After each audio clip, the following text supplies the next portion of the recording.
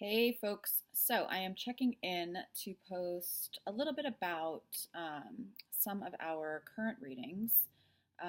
This week we are examining the sort of cultural mythologies of the Native American culture.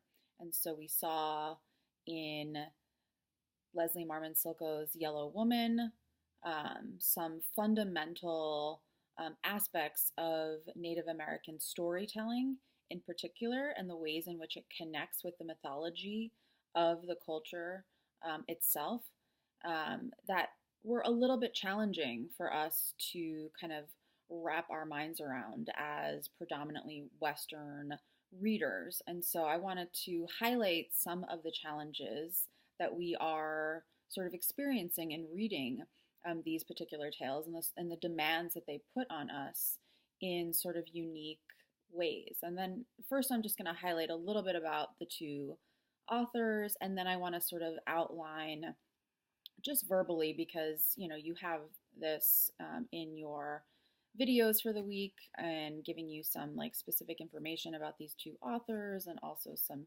notes on the two authors' backgrounds. But I just want to orally, verbally highlight some important key notes to utilize as we are continuing our reading and discussion of these texts.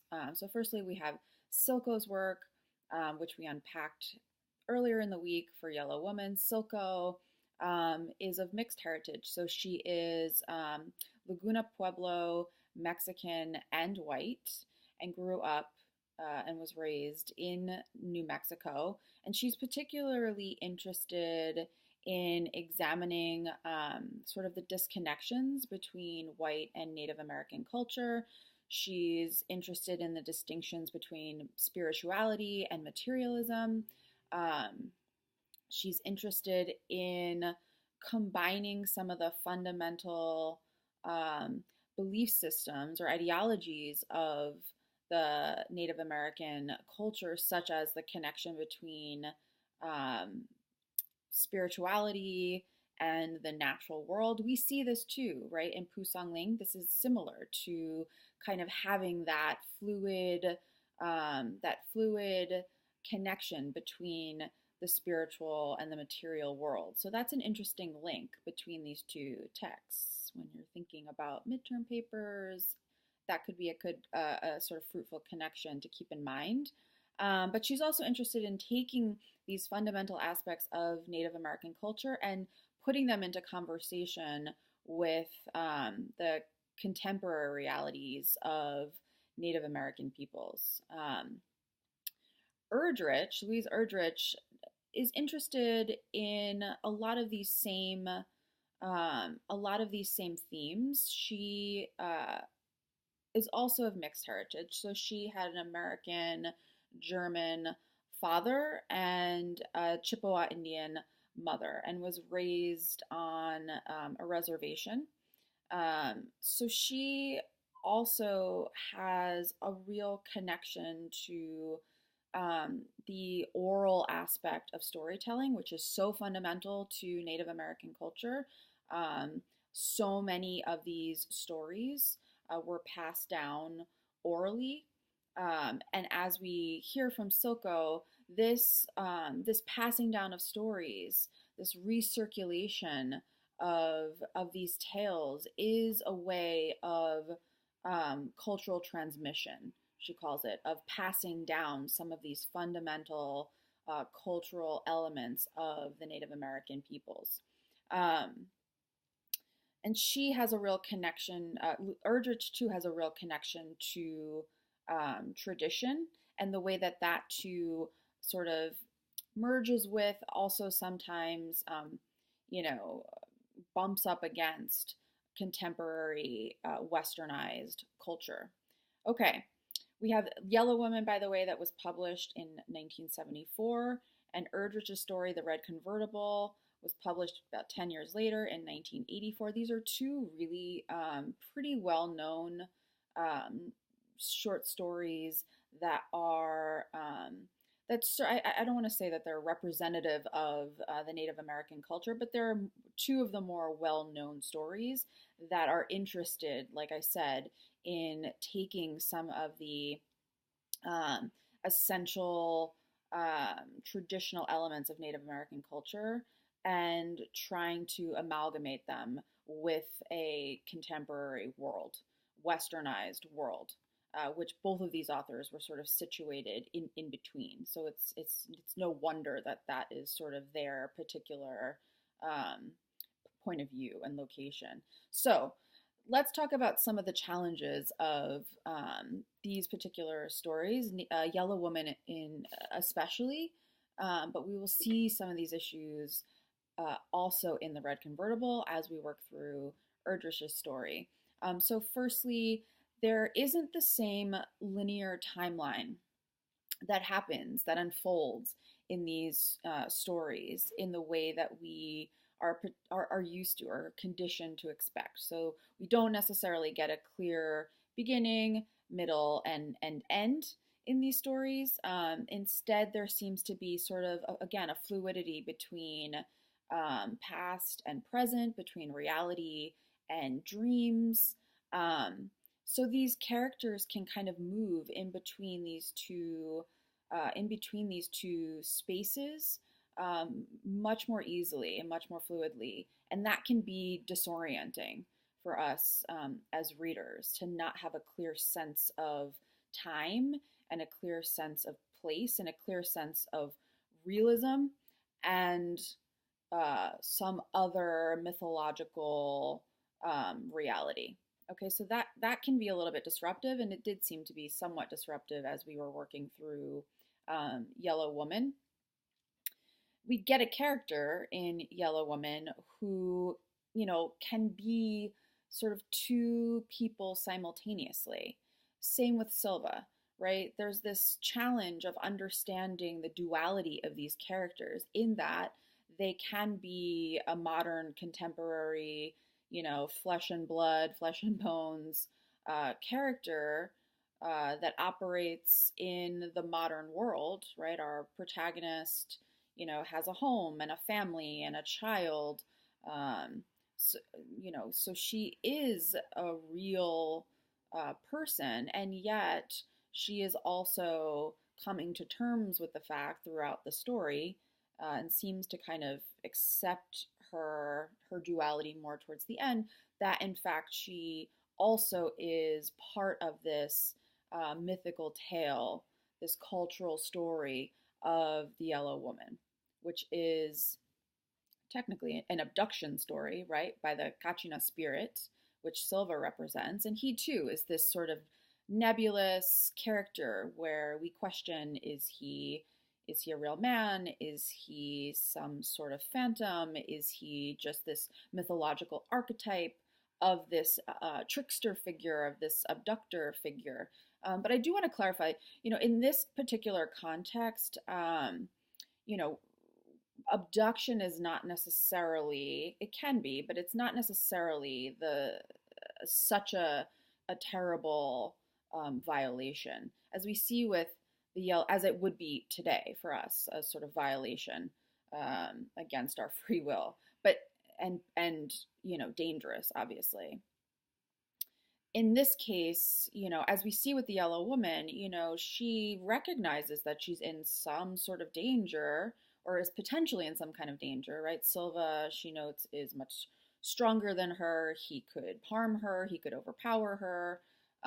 There's that, sort of interesting scene where, he seems to assert his sexual dominance over her. So, it's a little challenging to fully negotiate this idea of the abductor not being such a traumatic, negative, purely negative experience. We also see that she sort of surrenders or submits to this new reality that she finds herself in. And part of that is because she has this context to fall back on, because she has the stories of her grandfather, who is a kind of, bastion of the old tradition, of this sort of oral act of storytelling, of passing down through generations, the the sort of cultural history, the cultural stories of these peoples. So she has this story to fall back on and finds herself as being part of this narrative. So she has these dual narratives that are going on as wife, mother, living, breathing, modern woman, and also this yellow woman, this archetype of a story her that it has been passed down from previous generations, a sort of uh, a kind of a model for this particular type of experience. And so that's why she isn't so totally freaked out. I mean, anyone today, if we found ourselves in this situation where we were in like the middle of nowhere, waking up with a strange person who could potentially harm us, no one would be like, la di da, I'm going to go take a stroll down by the river and, see what's going on there and then go back to, where I was to see what's up and what my captor wants to do today. I mean, that's just not, that's not what we would do.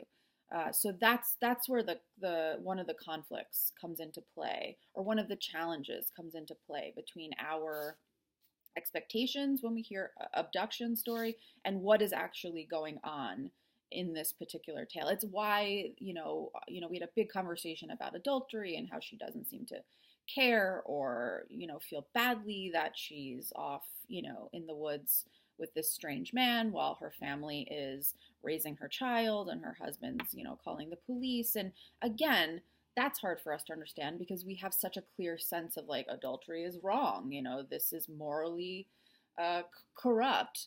But for her, again, she has this sort of structure in place that explains or contextualizes that particular experience. So for her, it doesn't seem as much of the violation that it seems to us. She feels very strongly that if she moseyed back into her home and her grandfather was still alive, he'd be like, stolen by a Kachina spirit, it happens. Welcome back, so again, hard for us to sort of wrap our minds around the sort of natural sort of nature of this experience that she's having. But in this particular culture, and Silko really tries to paint this picture for us that, this duality of, contemporary modern woman or contemporary modern character and, mythological figure is not so strange and can actually be a perfectly acceptable sense of self in this particular story. So those are some of the challenges that we're facing. It also, we as the sort of reader, we're used to being very much on the outside of stories as just sort of witnesses. But here we're kind of called into these tales because they had this oral origination, this process of passing down these stories. We're kind of invited in. So there's a sense, because we're so sort of disrupted in terms of time, place, dream, real, we get the sense of like, could I also be the yellow woman if I had an experience like this? There's an invitation in these stories to really be part of them and to not necessarily exist so solely on the outside of them, right? And this idea of passing down this sort of cultural transmission of the function of these stories functions on both a larger cultural level, like we were seeing in the Yellow Wallpaper, and it can also function on a more personal, familial level, like we're seeing in the Red Convertible. Obviously, these stories have to sort of accommodate some of the more contemporary realities of our world, and we see this a little bit more clearly, I think, in the Red Convertible, because we have the backdrop of a particular historical event the Vietnam War as a kind of backdrop of the red convertible. And we have to acknowledge the way in which Henry going off to war, being drafted, which we could consider as a kind of abduction. If we stretch this, we can consider the idea that, Henry being drafted in part because of his, in part because the country sees him as being a representative of what Erdrich says as the sort of Indian war hero Red Tomahawk, right? He's being sort of pulled into this system that he's been systematically sort of separated from, sort of denied real access and full welcome into. He's now being sort of pulled into the system for a particular function, right? The country needs him in a particular way. And that way and the appeal is based a lot on, sort of his own cultural history and background. So that's something to keep in mind too as we're reading the Red Convertible and looking for connections between the texts, right? We have the traditional Kachina spirit in Yellow Woman as the sort of abduction, not entirely unwelcome, and we have this grander system at large in the draft system in our country as part of the Vietnam War as being a kind of abduction of sorts. It certainly does steal Henry's personality. It certainly steals his peace and his joy as he comes back from the war, is completely unsupported by the government, as many veterans were not supported when they came back to deal with some of their traumas and experiences and what we now know as post-traumatic stress disorder or PTSD.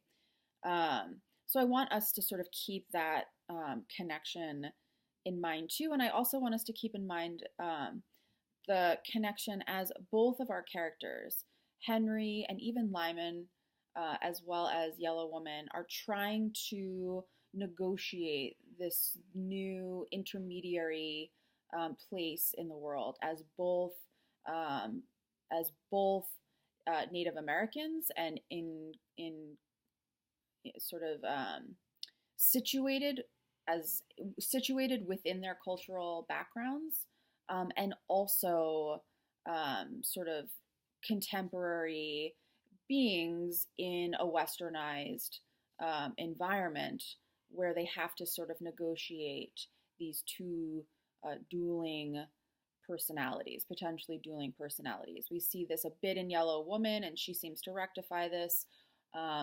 We certainly see Henry struggling with the duality of his existence, pre-war and post-war, and he isn't quite so lucky in finding peace. Although, we could have an argument, we could have a nice debate about whether or not Henry, despite this story's tragic ending, if he does in fact find a sense of peace.